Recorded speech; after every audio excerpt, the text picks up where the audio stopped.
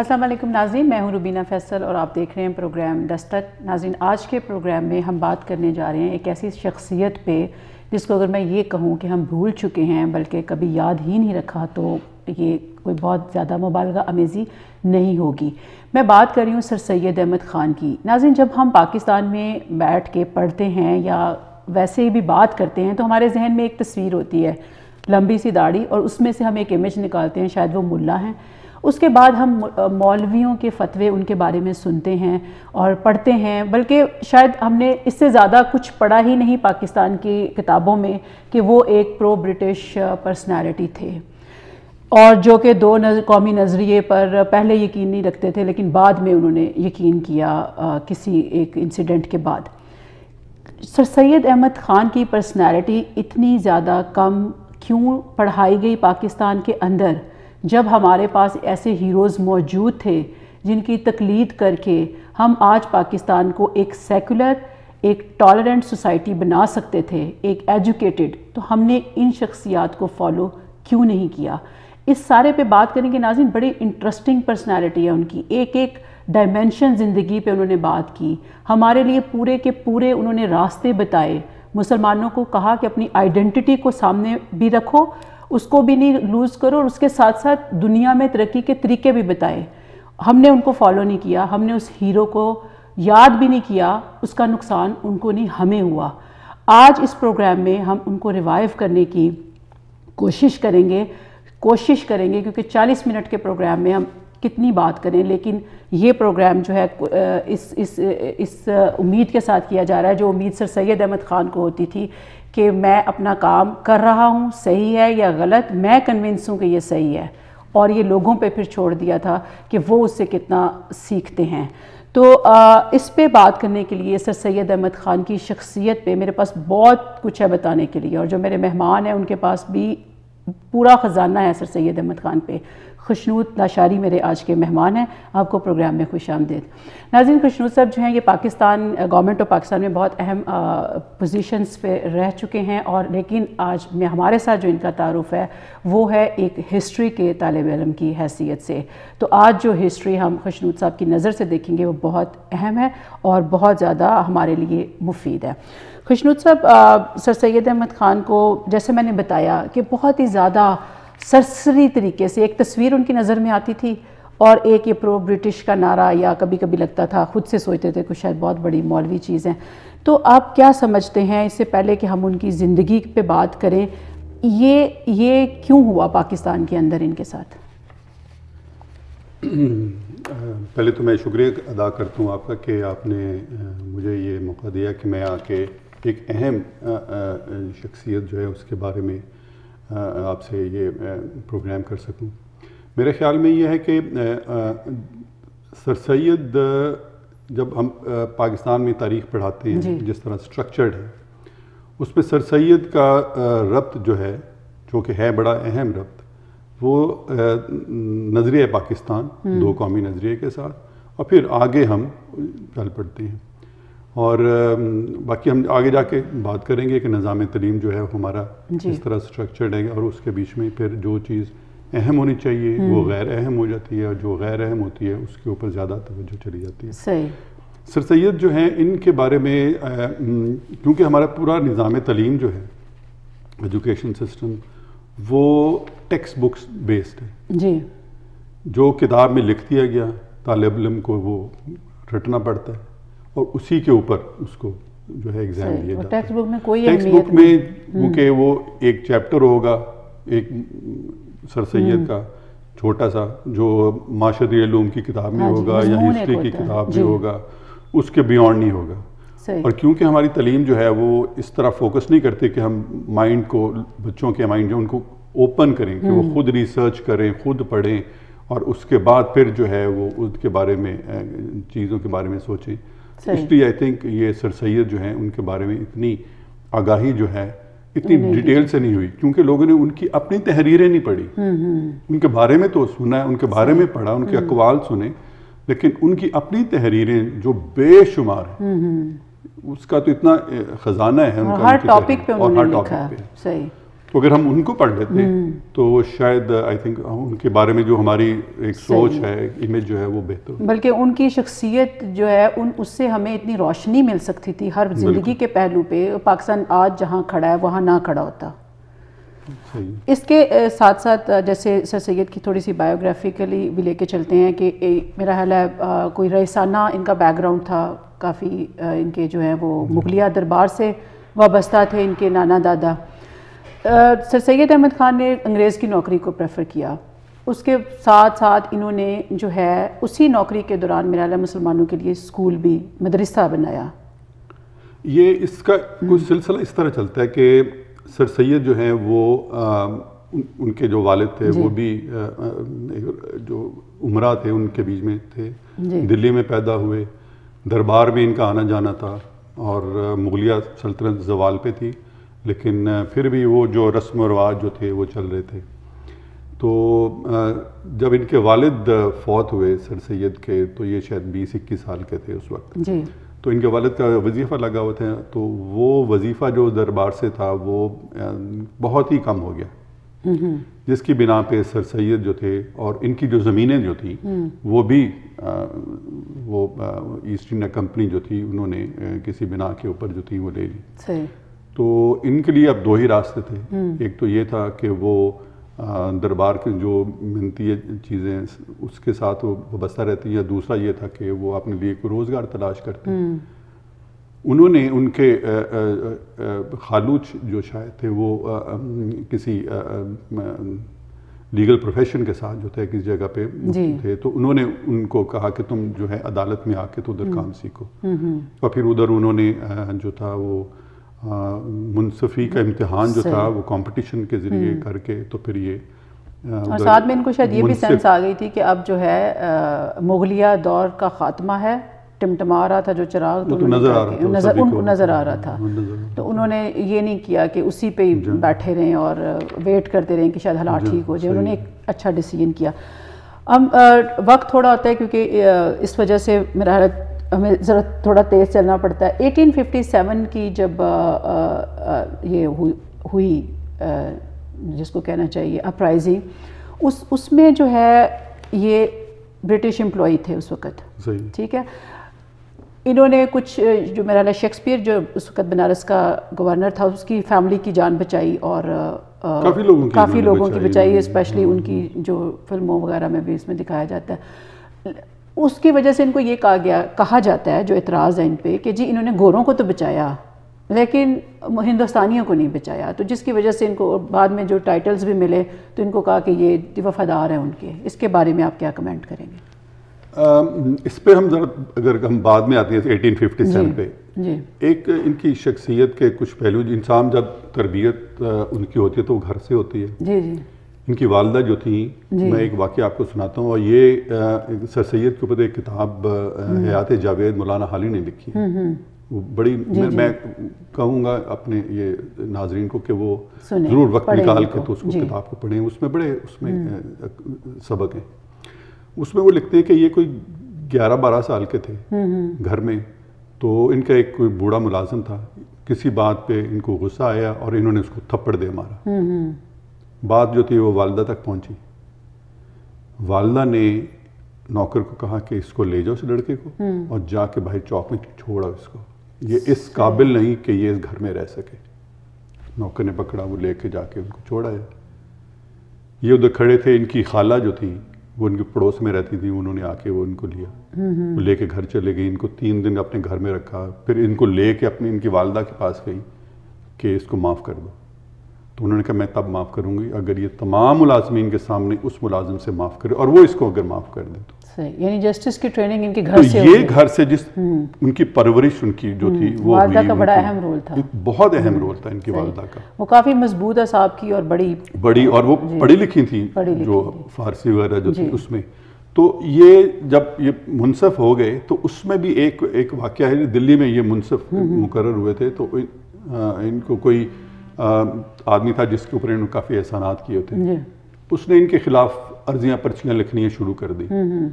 تو ان کو غصہ ہوا, انہوں نے مواد اکٹھا کیا کہ میں اس کے خلاف جو ہے وہ کارروائی کرتا ہوں. جب ان کے والدہ کو پتہ چلا تو انہوں نے ان کو کہا کہ دیکھو ان کو سید احمد, تم جو ہے 2 چیزیں کر سکتے ہو. ایک تو یہ ہے کہ تم اس کو درگزر کر دو, یہ بہتر ہے. اگر نہیں کر سکتے تو جو خدا جو سب سے بڑا منصب ہے اس کے اوپر چھوڑ دو. انتقام میں کبھی کسی کے سے تم انتقام نہ لینا غصے میں آ کے. صحیح. اور وہ سر سید جو ہیں وہ کہتے ہیں کہ میں نے اس کے بعد زندگی میں کبھی غصے میں کیا ویسے بھی کسی سے انتقام کارروائی نہیں کی. صحیح. اور بعد میں بھی ہم تو جب بعد میں ہم یہ دیکھتے ہیں کہ یہ ان کا رویہ جو تھا کہاں سے بنا 1857 میں, اور اس کے بعد علی گڑھ سے, پھر علی گڑھ سے آگے آپ جائیں, ان کے جو لکھی ہیں چیزیں اور جنہوں نے کام کی ہیں, تو اس میں یہ ساری تربیت جو ہے وہ اس کا عکس نظر آتا ہے. یعنی وہ جب ہندوستانیوں پہ ظلم ہوتا تھا اس پہ بھی آواز اٹھائی, وہ جو ان کا تہذیب الاخلاق اور یہ جو بھی ان کے اس ٹائم کے میگزینز نکلتے تھے سب میں وہ لکھا کھل کے, اور اس کے ساتھ ساتھ انہوں نے ان ہندوستانیوں کو بھی کہا کہ تمہیں بھی اگر کوئی انگریز مل جائے تو اس کے ساتھ بھی برا سلوک نہ کرو. تو یہ جو ٹریننگ ہے یہ گھر سے گھر سے ہوئی تھی. آپ سے باتوں کا سلسلہ جاری رکھیں گے. جو 1857 والا کویسچن تھا یہ بڑا امپورٹنٹ کویسچن ہے. ایک تو یہ کہ جو انہوں نے اسباب بغاوت ہند لکھا, اس کا اثر جو تھا وہ انگریز پہ کیسے ہوا, اور کیوں ہمیں یہ نہیں کہنا چاہیے کہ وہ پرو برٹش تھے. بریک کے بعد.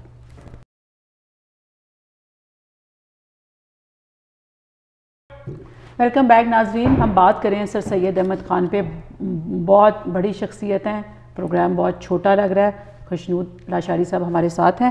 خشنود صاحب, ہم نے 1857 کی بات کی تھی پچھلے سیگمنٹ میں. اس میں جو سر سید احمد خان کا رول تھا پوسٹ 1857, اس پہ آپ کیا کہیں گے؟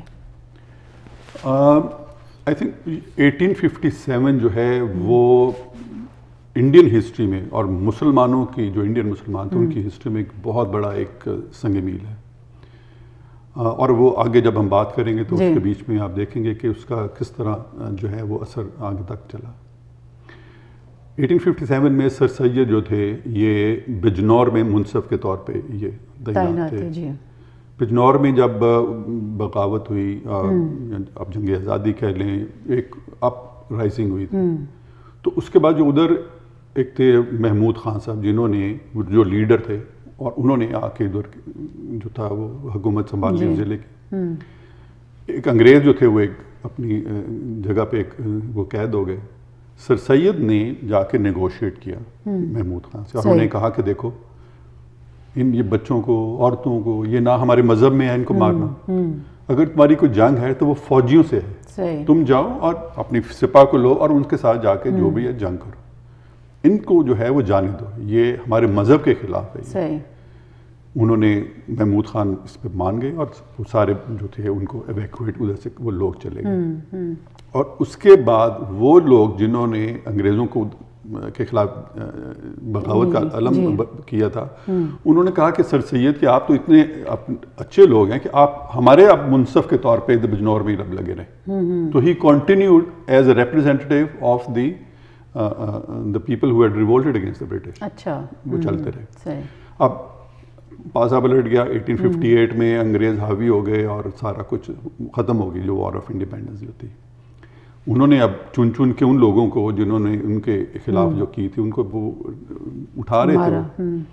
جو بجنور کے ہندو تھے انہوں نے کہا جی ہم تو محکوم تھے, یہ تو محمود خان مسلم یہ سارے لوگ تھے جنہوں نے آپ کے خلاف کی. تو sir Syed then went to the British and he said look, میں نے کیونکہ ہر چیز اپنے ہاتھ سے دیکھی, اپنے آنکھوں سے دیکھی, ہاتھ سے کی ہے. اگر تمہارا کوئی غصہ ہے تو ان لوگوں کی طرف ہے جنہوں نے نقصان پہنچایا تھا. جو لوگ عام ادھر سے لوگ تھے وہ تو ہمیشہ, اگر مغل آئے ہیں تو ان کے ساتھ ہو گئے, آپ لوگ آئے تو آپ کے ساتھ ہو گئے, وہ جو جنہوں نے بغاوت کی جب ان کی حکومت آئی تو ان کے ساتھ ہو گئے, تو ان کا کوئی ظلم انہوں نے نہیں کیا. تو اس بنا پہ وہ جتنے ادھر لوگ تھے مسلمان, اور اس میں انہوں نے ہندوؤں کو بھی انہوں نے شامل کیا, انہوں نے کوئی تفریق نہیں اس میں کی, حالانکہ ہندوؤں نے ان کے مخالفت میں یہ کام بات کی تھی, اور ان کو بھی انہوں نے سر سید نے بچایا. تو اس لیے یہ کہنا کہ سر سید جو تھے انہوں نے انگریزوں کا ساتھ دیا اور مسلمانوں کو جو تھا, آئی تھنک ان کی حکمت عملی جو وہ یہ تھی جو ان کی اپنی تربیت کی وجہ سے تھی کہ وہ دور تک دیکھتے تھے کہ جو آج کام ہونا ہے اس کا بعد میں کیا رزلٹ ہوگا، جس کی بنا پہ انہوں نے دیکھا کہ مسلمان کدھر کو جا رہے ہیں. تو اس لیے یہ میرا خیال ہے جو سیاسی منظر ان کو سمجھ آ گیا. دوسرا یہ کہ جب انہوں نے اسباب وہ بغاوت ہند لکھا اور اس کا انگلش میں ٹرانسلیشن ہوئی اور انہوں نے کہا کہ یہ 500 کاپیاں ہیں، یہ میں صرف آپ لوگوں کو دے رہا ہوں، میں نے اگر بغاوت کروانی ہوتی تو میں ادھر بھی بانٹتا، لیکن یہ صرف آپ لوگوں کے پڑھنے کے لیے. اور انہوں نے جب ٹرانسلیشن کروائی، اس کو پڑھا، تو اس میں انگریز کو بھی یہ طریقہ بتایا کہ تم لوگوں میں کیا کیا خامیاں تھیں. ایک انہوں نے تو اگر آپ دیکھیں تو چھوٹا سا کتاب ہے، وہ 55-60 پیجز کا، اور میں وہ بھی یہ آپ کے ناظرین سے کہوں گا کہ اس کو ضرور پڑھیں. آپ تو میرے خیال وہ نیٹ پہ بھی اویلیبل ہوگا. ہاں جی اویلیبل ہے. تو اس کے بیچ میں جب وہ برٹش پارلیمنٹ میں وہ پیش ہوا تو اس کے اوپر جو اس وقت جو ممبر پارلیمنٹ تھے وہ بڑے غصے میں آئے کہ یہ ہمیں شیشہ دکھا رہا ہے، ہمیں بتا رہا ہے کہ ہمارے میں کمیاں تھیں، کیونکہ انہوں نے انگریزوں کے اوپر انہوں نے انگلیاں اٹھائیں کہ تمہارا نظام حکومت ٹھیک نہیں تھا، تم مسلمانوں کے جو تھے بچے جو تھے جب 1837 میں قحط پڑا ہے انڈیا میں بنگال میں، اور جو بچے یتیم ہو گئے تھے وہ سارے لے گئے تھے اور ان کو انہوں نے عیسائی بنانا شروع کر دیا تھا.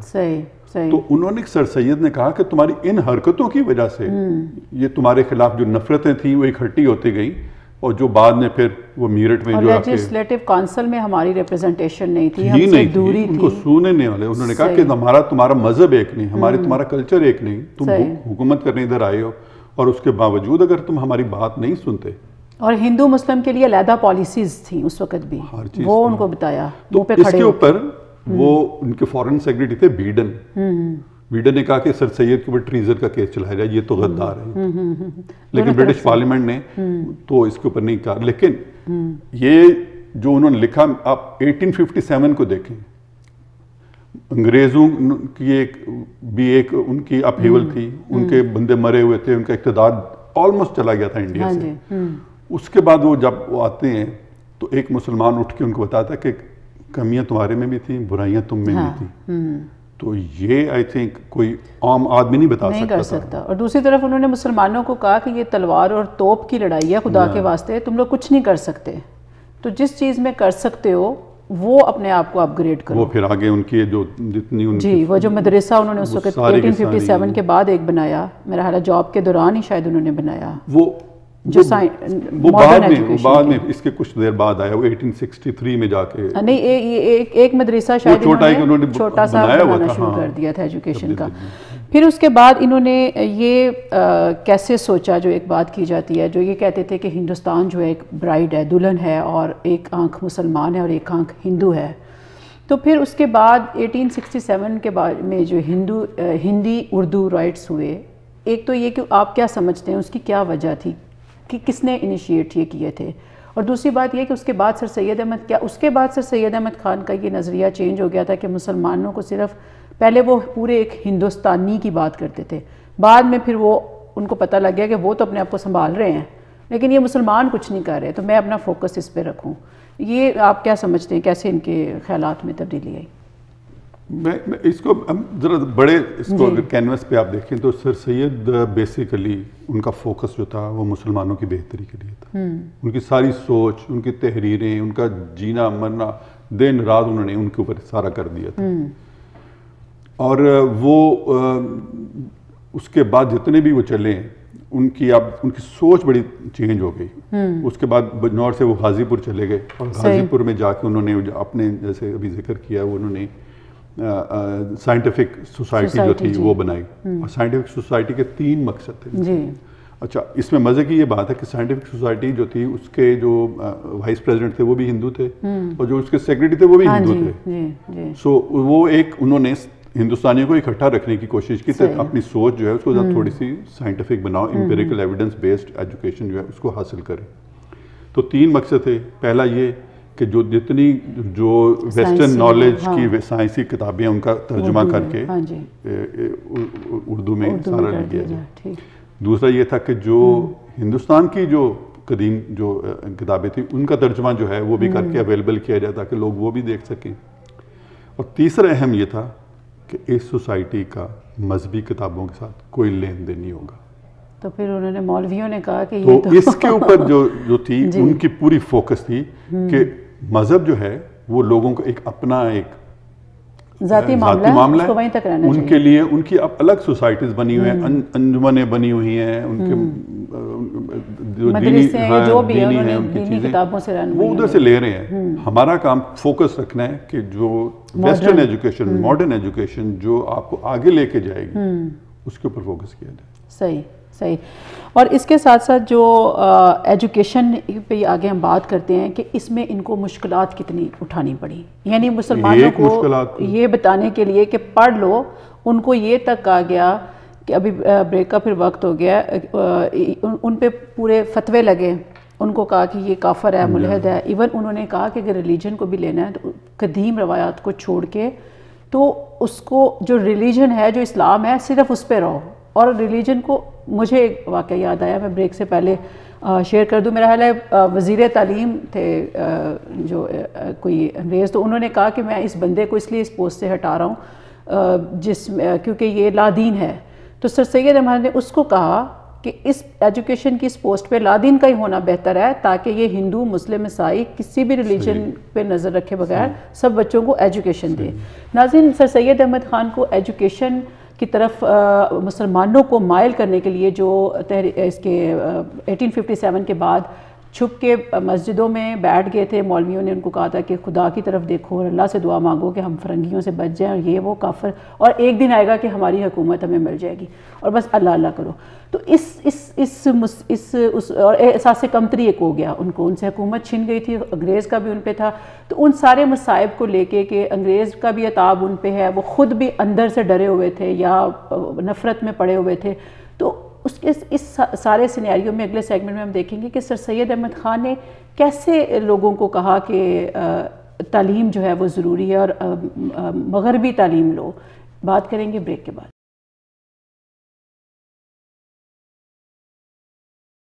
ویلکم بیک ناظرین, ہم بات کریں سر سید احمد خان پہ, ایجوکیشن پہ انہوں نے کیوں اتنا زور دیا. 1949 میں اگر میں غلط نہیں ہوں تو تقریباً یہودیوں کی اگر ہم بات کرتے ہیں تو انہوں نے کچھ $1 ارب اپنی کوئی عبادت گاہ بنانے کے لیے اکٹھا کیا. تو ان کے کسی رہنما نے کہا کہ ایجوکیشن ٹرسٹ بناؤ, قوم کو ایجوکیٹ کرو. تو آج ہم دیکھتے ہیں انہوں نے بات سنی, 100% لٹریسی ریٹ یہودیوں کے درمیان اور 98.2 اعلیٰ تعلیم یافتہ. دوسری طرف مسلمانوں کو دیکھیں جنہوں نے سر سید احمد خان کو بھلا دیا, سیم یہی تعلیمات تھی ان کی, 2% اعلیٰ تعلیم یافتہ مسلمان ہمیں دیکھنے میں ملتے ہیں. پوری دنیا کے مسلمان ممالک ملا لیں صرف 500 یونیورسٹیز آپ کو دیکھنے میں ملیں گی. تو سید احمد خان خوشنود صاحب جیسے ہمیں بات کریں, منتیں کرتے تھے چندہ جمع کرنے کے لیے, تعلیم کے لیے, لوگوں کے بچوں کے لیے. لاہور جلسے میں انہوں نے کہا مجھے چوڑا کہہ لو, چمار کہہ لو, کافر کہہ لو, کیونکہ ان کو کافر بھی کہنے لگ گئے تھے. جی, انگلش پڑھنے کی بات کرتے تھے تو کہتے تھے یہ کافر ہے, اس کی گورے کی زبان کر ہے. تو وہ کہتے تھے مجھے جو مرضی کہہ لو, لیکن خدا کے واسطے اپنے بچوں پہ یہ ظلم نہ کرو, ان کے لیے مدرسے اسکول بننے دو. تو وہ سر سید احمد خان جو رو رو کے لوگوں سے چندہ اکٹھا کر کے بناتے ہیں, اور جب خود فوت ہوتے ہیں تو ان کے میرا باکس میں $5 نکلتے ہیں. ایسے لیڈر, ایسے ریفارمرز جو ہیں, یہ آپ اس میں کچھ ایڈ کرنا چاہیں کہ یہ جو انہوں نے مشکلات دیکھی علی گڑھ کالج بنانے میں, یا اس سے پہلے جو ہوم ورک کیا, وہ آج ہم میرا خیال ہے آج بھی نہیں کر رہے اس لیول پہ کچھ. اس سے آپ ایگری کرتے ہیں؟ یہ بالکل. میں تو آئی تھنک جب آگے ہم جائیں گے کہ آج سر سید ریلیونٹ کیوں ہیں, تو اس میں پھر جو آج جو ہیں حالات, تو اس کے بارے میں آپ دیکھیں گے کہ آج ہو کیا رہے اور کیا ہونا چاہیے, اور سر سید آج ہمیں آپ جو آپ ذکر کر رہی ہیں کیوں کر رہی ہیں اور اس کی ریلیونس کیا ہے. لیکن جو آپ نے دوسری جو آپ نے بات کی کہ ان کی جو تکالیف جو تھیں اور جو تربیت جو تھی, سر سید نے کوئی چیز اس طرح نہیں کی کہ at the spur of the moment کسی نے کہا کہ یہ کر لو تو وہ کر دی.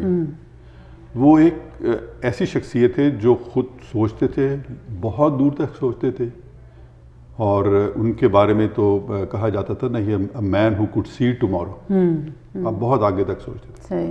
دوسرا, وہ اپنے ساتھ ایک گروہ کو اپنے رکھتے تھے جو انہوں نے بلڈ کیا آہستہ آہستہ, اور وہ اس طرح ہو گئے کہ اب ان کے پاس جو تھے اتنے لوگ ہو گئے تھے جو کہ مالی وسائل بھی ان کو دے رہے تھے, اور ساتھ ساتھ اپنا انٹلیکچوئل ان پٹ جو تھا وہ بھی دیتے تھے. مقصد ان کا صرف ایک ہی تھا, ان کو نظر آتا تھا کہ مسلمان جو ہیں یہ ریلکٹنٹ ہیں جو ویسٹرن ایجوکیشن ہے اس کے بارے میں. صحیح. اور وہ چاہتے تھے کہ اگر مسلمانوں نے انڈیا میں اپنا کوئی مقام بنانا ہے, کہیں پہ جانا ہے, تو ان کے لیے وہ ایجوکیشن جو ہے وہ ضروری ہو گئی ہے جو کہ اب دنیا جس کے اوپر چل رہی ہے, جس کے اوپر حکمران برٹش جو ہیں وہ چل رہے تھے. اس لیے جب وہ ان کے بیٹے کو سید محمود کو اسکالرشپ ملا انگلینڈ میں تعلیم کا, اور ویسے Syed Mahmood was the first Indian to go to England for educational studies, ان سے پہلے کوئی نہیں گیا تھا. سید کا اپنا بیٹا پہلا گیا, بعد میں پھر اور بہت لوگ گئے اس کے بیچ میں. تو ساتھ ساتھ سید بھی ساتھ چلے گئے دیکھنے کے لیے, اور دیکھنے کے لیے. اور انہوں نے ادھر کیونکہ وہ تقریباً 1.5 سال رہے جا کے انگلینڈ میں, پیسے ویسے ان کے جو تھے وہ ان کے پاس تو نہیں تھے, تو انہوں نے پیچھے نواب لکھا کہ میرے جو بھی ادھر اونجی پونجی چیزیں ان کو بیچو, مجھے پیسے بھیجو تاکہ گھر بھی گروی رکھوا دیا سارا کچھ. اور ادھر انہوں نے 2 چیزیں انہوں نے کی. ایک تو خیر وہ جو سیرت نبوی کے بارے میں انہوں نے جو ادھر تحقیق کرنی تھی وہ کی, اور ادھر ہی ایک انہوں نے اپنی وہ جو تھی وہ خطبات احمدیہ جو ہے وہ جو as a response to William Muir's book the life of Muhammad, وہ جو تھی. اور اس کے بیچ میں انہوں نے جو مسلمانوں کے اوپر عموماً الزام لگائے جاتے ہیں کہ جنہوں نے تلوار کی بنا کے اوپر جو تھی وہ اسلام پھیلایا, انہوں نے کہا یہ بالکل غلط ہے یہ, اور وہ سارا انہوں نے کر کے ادھر ہی ان کی پارلیمنٹ میں حوالے مزے کی بات ہے. میں ایڈ کرنا چاہتی ہوں کہ ان کو کہتے تھے کہ یہ کافر ہیں سر سید احمد خان کو, لیکن وہ جو کتاب اسلام کے یا پروفٹ کے خلاف لکھی گئی اس کا جواب دینے کے لیے انہوں نے اپنا گھر بار بیچ دیا اس کتاب, لیکن انہوں نے کتنے اچھے طریقے سے جواب دیا. کوئی ٹائر نہیں جلائے, یہ نہیں کہا کہ کتاب کو بین کر دیا جائے, یہ نہیں کہا لکھنے والے کو مار دیا جائے. انہوں نے تحقیق کر کے اس کا جواب دیا اور وہیں پارلیمنٹ میں دیا. اور اس کے بعد یہ کہ اس وہ جو میور تھا اس کی تحقیق پہ انگلستان کے اندر سوالیہ نشان پڑ گیا کہ جی یہ تم نے کیا تحقیق کر کے کیا کتاب لکھی ہے. آگے آپ بات کر رہے تھے. تو اس پہ وہی بات ہے کہ وہ دلیل کا جواب دلیل سے دیتے ہیں, صحیح, غصے سے نہیں, ٹالرنس کے ساتھ, ٹالرنس کا جو میسج ان کا تھا. اور ساتھ انہوں نے پھر ادھر انگلستان میں دیکھا کہ جو ان کی جو بہترین درسگاہیں ہیں آکسفورڈ کیمبرج, اس کا انہوں نے نظام کا لیا جائزہ, اینٹیں تک دیکھ کے آئے کہ کیسے لگی ہوئی سارا دیکھا. پھر نہ صرف یہ بلکہ ادھر لوگوں کو ملے, اور چارلز ڈکنز کے ساتھ ان کی ملاقات, یہ لوگوں کو نہیں معلوم کہ چارلز ڈکنز, مجھے بھی نہیں پتا تھا, انہوں نے اس سے ملے, اور اس کی جو آخری نشست ہے چارلز ڈکن کے انگلینڈ میں اس میں وہ شامل ہوئے تھے. اچھا. پھر اس کے بعد ادھر ایک اتھینیم ایک کلب ہے جس کے بیچ میں سارے ان کے انٹلیکچوئل جو تھے, ادھر جا کے انہوں نے ایڈریس کیا, اور انہوں نے ان کو پھر اپنا ایک آنریڈی ممبر بھی بنایا. صحیح. اور بعد میں پھر جب یہ آئے واپس تو پھر آ کے انہوں نے یہ محمدن اینگلو اورینٹل کالج جو ہے اس کی انہوں نے بنیاد ڈالی, جس کے بیچ میں نواب آف حیدرآباد نے کنٹریبیوٹ کیا, اور دوسرے جو امراء تھے انہوں نے بھی کیا. گورنمنٹ نے ان کو ایک خطہ زمین دے دیا علی گڑھ میں. علی گڑھ اس لیے چوز کیا کہ سر سید علی گڑھ میں اس وقت ایز اے چیف منصف جو تھے وہ تعینات تھے, اور وہ سمجھتے تھے کہ ادھر سے ہم جو ہے یہ اس کی بنیاد رکھیں. پھر یہ کہا جانے لگ گیا کہ علی گڑھ میں سے نکلیں گے جو اسٹوڈنٹس وہ مرتد نکلیں گے کیونکہ وہ انگریزی تعلیم لے رہے ہیں. بس یہ ہمارا المیہ ہے کہ ہم جو ہے بڑی جلدی لوگوں کو جو ہے دین کے دائرے سے باہر نکال لیتے ہیں. حالانکہ سر سید تھے وہ دین کے دائرے کے اندر لوگوں کو لا رہے تھے, جو نہیں تھے تو ان کو ان کا دوست بنا رہے تھے. صحیح صحیح. سو یہ ایک المیہ ہے. لیکن ایک اور بات میں کہتا ہوں کہ وہ کلیکٹیو وزڈم کے اوپر کرتے تھے. انہوں نے دیکھیں انہوں نے آل انڈیا یا محمدن ایجوکیشنل کانفرنس جو تھی اس کی انہوں نے بنیاد رکھی, اور وہ کانفرنس جو تھی وہ اپنے اجلاس کرتی تھی ہر جگہ ہر شہر جا کے. اور 1906 میں کانفرنس کا جو اجلاس تھا وہ ڈھاکہ میں ہوا. صحیح. اور اسی اجلاس کے بعد مسلم لیگ جو تھی وہ وجود میں آئی. صحیح. سو ایک اب دیکھیں ایک سلسلہ شروع ہوا, سر سید نے شروع کیا, وہ مسلم لیگ جو تھا اس کے اوپر آیا. مسلم لیگ نے پھر آگے جو تھی علی گڑھ موومنٹ جو تھی اور پاکستان موومنٹ اس کو یکجا کیا, اور پھر پاکستان کی فارمیشن کے بیچ میں جو یہ رول ہے علی گڑھ کے جو گریجویٹس کا, علی گڑھ کے جو ادھر سے طلباء جو نکلے ان کا, اور ایک سوچ کا کہ مسلمان جو ہیں انہوں نے اپنے لیے اب راستہ جو تھا پولیٹکس کا, کیونکہ اعتراض یہ بھی کیا جاتا ہے نا کہ جب کانگریس بنی ہے 1885 میں تو اس وقت جو ہے انہوں نے کہا کہ کسی نے نہیں جانا ادھر, ان کو جب لیٹر آیا ان کو شمولیت کا دعوت نامہ تو انہوں نے اس کو ڈرار میں رکھ دیا اور کہا کہ ضرورت ہی نہیں اس کی ابھی سوچ دیکھیں وہ بڑی امپورٹنٹ بات ہے یہ آپ نے بڑی یہ اہم نقطہ آپ نے اٹھایا 1857 اور 1885 کے درمیان میں وقفہ کتنا ہے بہت تھوڑا اگر آپ دیکھیں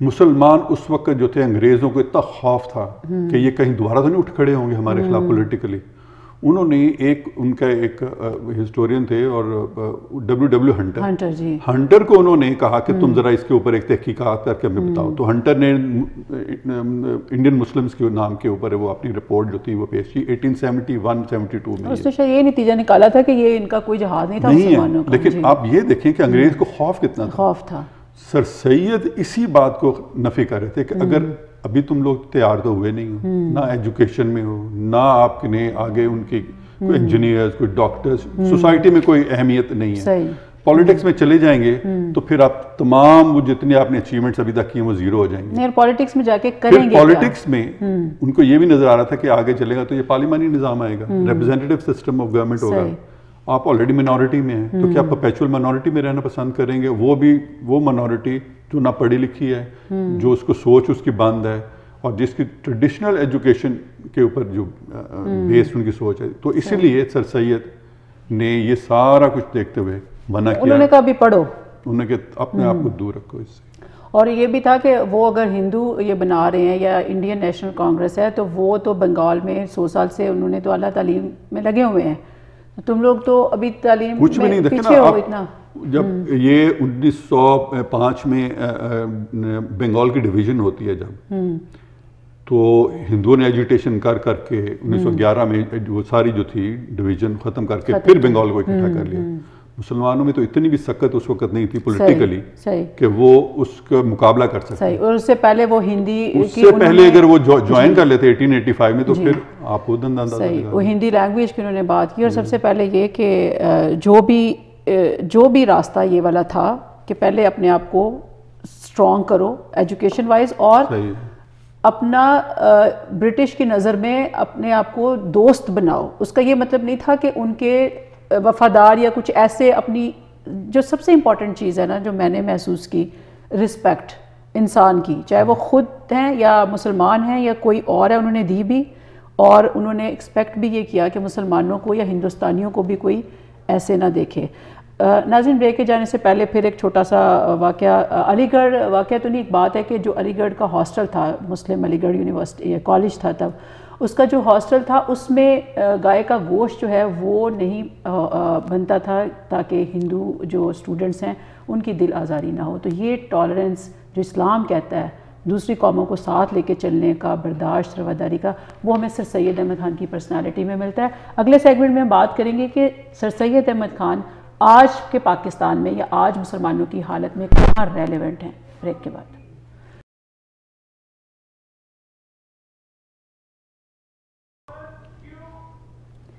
ویلکم بیک ناظرین ہم بات کریں سر سید احمد علی خان پہ اور آج کے زمانے میں پاکستان کے لیے سر سید احمد خان کیوں ضروری ہیں اور ان کو آج ہمیں یاد کیوں کرنا چاہیے یا اپنے بچوں کو کیوں بتانا چاہیے خوشنود صاحب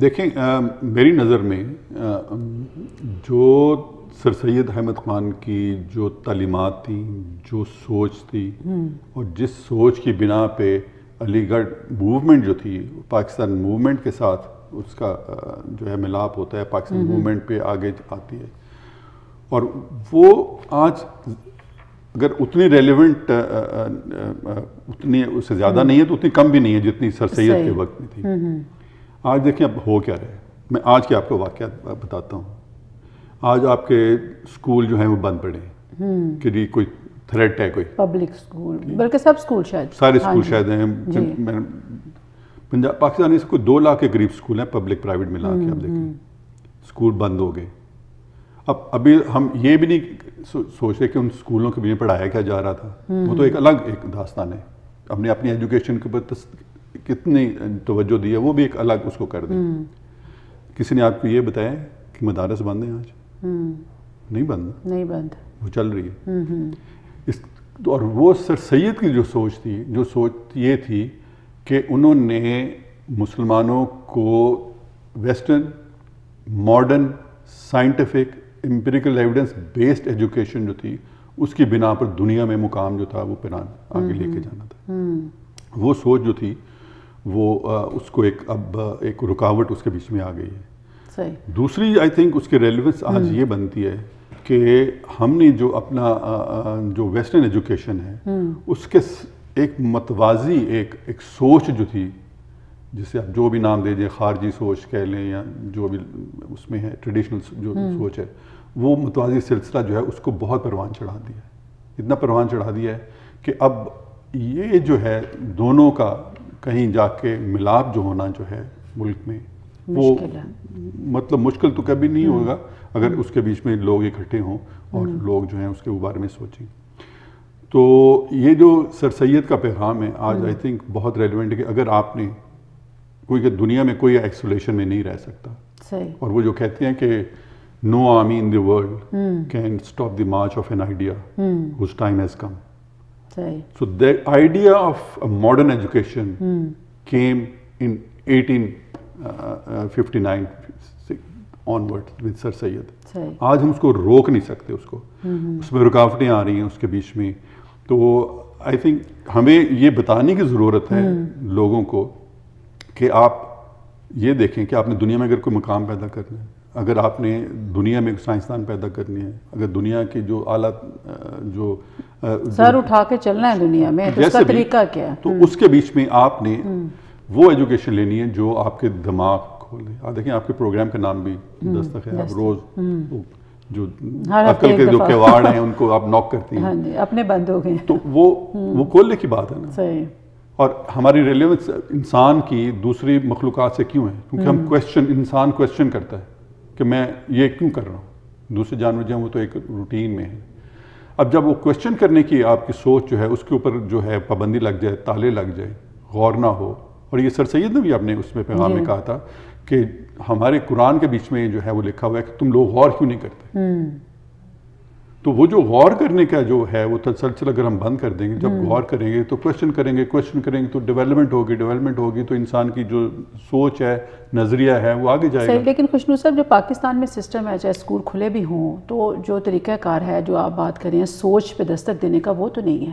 میں وہ کہہ رہا ہوں کہ وہ بہت اس کا تو امپورٹنس ہے اس کے بیچ میں.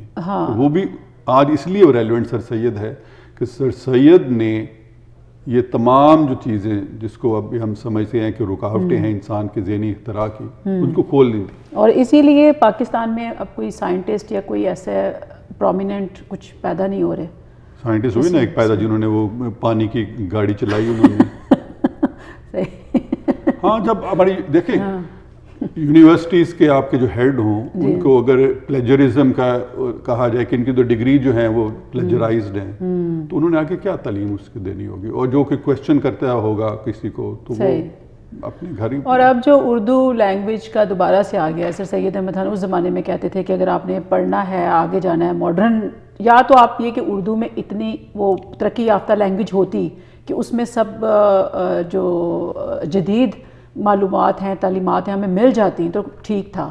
لیکن اب جب کہ اردو نے ترقی نہیں کی, اردو وہیں کھڑی ہے, شعر و شاعری پہ ہی کھڑی ہے, تو آپ کیسے اپنے اس وقت پاکستان جو ہے وہ یہ کہہ رہے ہیں کہ اب اردو کو دوبارہ سے نافذ کر دیا جائے, انگریزی کو نکال دیا جائے. اس میں بھی سر سید کا اگر آپ واپس آئیں تو 1881 میں لارڈ لیٹن تھے وائس رائے, جی, وہ لاہور تشریف لے کے گئے. لاہور میں لٹن روڈ بھی انہی کے نام پہ اس وقت بنی کیونکہ ادھر سے ان کا وہ گزر ہوا تھا. جی جی. تو ادھر جو جتنے رؤساء تھے اس وقت گورنمنٹ کالج کے پرنسپل تھے یہ گوٹلیب لیٹنا, جو بہت بڑے مستند اورینٹلسٹ تھے.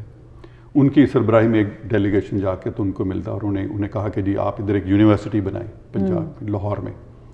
تو وائس رائے نے کہا کہ اس کے لیے کیا کیا جائے. تو انہوں نے کہا جی ہمارے پاس یہ اورینٹل کالج جو ہے کہ اس کو آپ اپ گریڈ کر کے یونیورسٹی بنا دیں, اور اس یونیورسٹی میں تعلیم کا جو ذریعہ ہوگا, جو لینگویج ہوگی, وہ اردو اور پرشین اور یہ لوکل لینگویجز میں ہم تعلیم دے دیں گے. صحیح.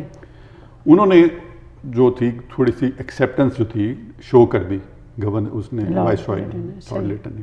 سر سید کو اس کا معلوم پڑا, انہوں نے اتنی اس کی مخالفت کی, انہوں نے کہا پنجاب یونیورسٹی ہے میں نہیں بننے دوں گا. صحیح. کیوں؟ انہوں نے کہا میں تعلیم تو میری تو ساری زندگی تعلیم کے اوپر، میرا تو اوڑھنا بچھوڑا تعلیم کے اوپر ہے، لیکن یہ تعلیم کس قسم کی تعلیم ہوگی؟ جو تعلیم اس آپ امور کی دے رہے ہیں جو سوائے اس کے کہ آپ شعر و شاعری اور یہ باقی جو چیزیں ہیں جس کی پروڈکٹیوٹی کے ساتھ نہیں ہے. اور انہیں اگزامپل دی کہ کیا یہ پڑھ کے یہ لوگ انجینئرز بنیں گے، کیا یہ پڑھ کے لوگ ڈاکٹرز بنیں گے، کیا یہ لیگل پروفیشن میں جائیں گے، کیا یہ سرکار کی ملازمت میں آگے جائیں گے، کس طرح آگے ترقی کریں گے؟ تو اگر یہ نہیں کر سکتے، اور انہوں نے ہندو کالج بنارس کی انہوں نے مثال اس میں دی کہ انہوں نے اپنے سنسکرت میں ادھر تعلیم جاری رکھی ہوئی ہے، اور جس کو انگریز جو تھے وہ سپورٹ بھی دے رہے تھے. تو انہوں نے کہا کہ کتنے انہوں نے جو ہیں وہ بہت بڑے پنڈت جو ہیں، سائنسدان جو ہیں وہ پیدا کر دیے. تو انہوں نے مسلمانوں سے کہا کہ آپ جو ہیں، اور پھر انہوں نے وائسرائے سے بھی کہا کہ آپ اس پہ مت جائیں. ایک اس سے یہ تاثر بھی پھیلے گا کہ آپ ہمیں تمام زندگی کے لیے جو ہے وہ بے علم رکھنا چاہتے ہیں. آپ نہیں چاہتے کہ ویسٹرن ایجوکیشن پہ مسلمان جو ہیں وہ آگے جائیں. تو اسی بنا پھر جب وہ بنی 1882 میں پنجاب یونیورسٹی، لیکن ان کا جو میڈیم آف انسٹرکشن تھا وہ انگلش تھا، اور اورینٹل کالج کو انہوں نے کہا یہ اپنا کام کرتا رہے، یونیورسٹی. تو یہ اس تناصر میں اگر آپ یہ دیکھیں تو آج بڑی اس کی ریلیونس اس کی جو بنتی ہے. میرا تو حال ہے ہر چیز میں ٹالرنس میں، جو مذہب کو دور رکھنا ایجوکیشن سے اور سیاست سے، اس میں ہر چیز میں ان کا. اور اس کے بعد انہوں نے جب یہ اس کا آپ نے وہ ورڈ یوز کرنے سے منع کیا اس لیے میں رک گئی ہوں. ماڈرن جب ایجوکیشن دینے کی یہ بات کرتے تھے سر سید احمد خان، اور ان کو جو پرابلمز دیکھنے میں آتی تھیں، آپ نے میرا خیال ہے ابھی اس پہ 1% بھی روشنی نہیں ڈالی.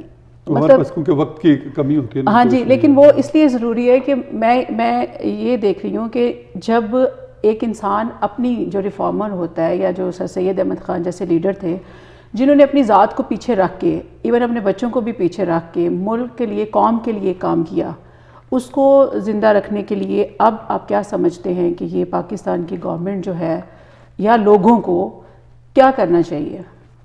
دیکھیں سر سید اکیلے تھے جی، 1 سے 4 ہوئے، 4 سے 40 ہوئے، اور پھر وہ بڑھتے گئے اور وہ ایک جو تھی ایک مہم بن گئی. جی، تو اب تو مسلمانوں کے پاس ایک حکومت ہے، خطہ ہے، ملک ہے، اسٹیٹ ہے. اسٹیٹ جو ہے بڑی اچھی مطلب اسٹیٹ ہے.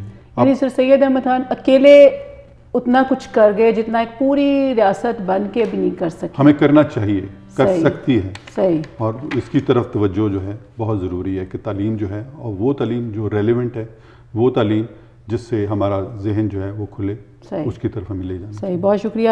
سر سید احمد خان نے بھی کہا تھا کہ تعلیم کے بغیر قوم اندھی، گونگی اور بہری ہوتی ہے. اور جو سر سید احمد خان نے تعلیم کے ساتھ ساتھ تربیت پہ زور دیا. انہیں پروگرام کا وقت ختم ہو گیا. ایک بات ہی کہ ایڈیسن اور اسٹیل نے جب وہ کی مثال دیتے تھے، جب انہوں نے یہ اپنا نکالا تھا تہذیب الاخلاق، تو اس میں وہ کہتے تھے کہ ہمیں تربیت کی بھی ضرورت ہے. اور یہ باتیں تربیت والی جب انگلینڈ کے لوگوں کو یورپ میں ٹرینڈ کرنے کے لیے اسٹیل اور ایڈیسن نے کی تو ان کی پذیرائی ہوئی، لوگوں نے ان کو فالو بھی کیا. لیکن جب میں کرتا ہوں تو مجھے کافر اور ملحد اور پتہ نہیں لادین کیا کیا کہہ دیا جاتا ہے.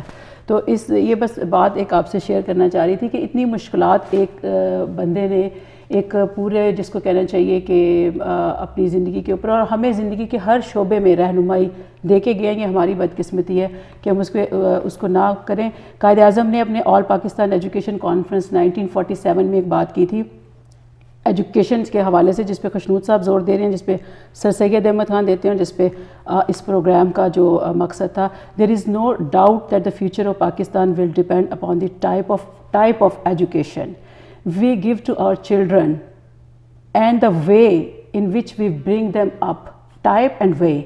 We should never forget that we have to compete with the world which is moving very fast.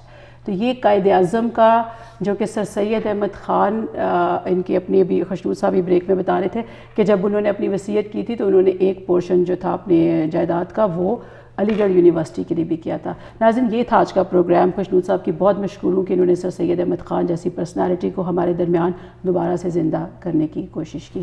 ملیں گے اگلے پروگرام میں نئے موضوع کے ساتھ. تب تک اللہ حافظ.